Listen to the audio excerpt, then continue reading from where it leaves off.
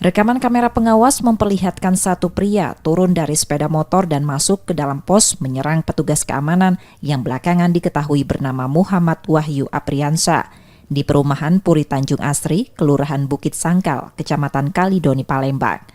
Sempat terjadi perkelahian lantaran korban melawan saat diserang pelaku. Korban yang ketakutan karena pelaku mengeluarkan senjata tajam menghindar.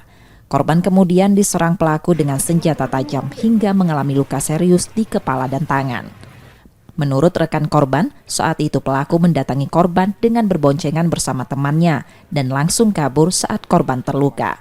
Belum diketahui motif dari penyerangan ini dan korban masih dirawat di rumah sakit. Teman saya itu sudah duduk mas, jadi sakit. Darah semua nggak?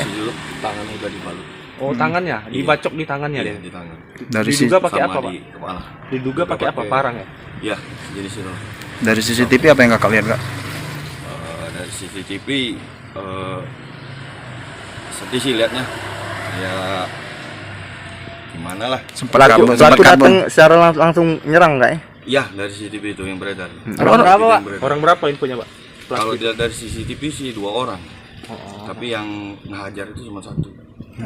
Sempat pontang-panting teman kita melakukan perlawanan kak? Teman melakukan perlawanan. Kedua emang saya tuh lagi di dalam pos itu. Langsung disamperin. Oh sempat. Nah. Iya. Setelah kejadian itu pak, rekan kita tuh bawa kemana pak? Dibawa ke rumah sakit Usri. Peristiwa ini sudah dilaporkan ke kepolisian setempat. Reski Oktora, Muklas Diferensial, Kompas TV, Palembang, Sumatera Selatan.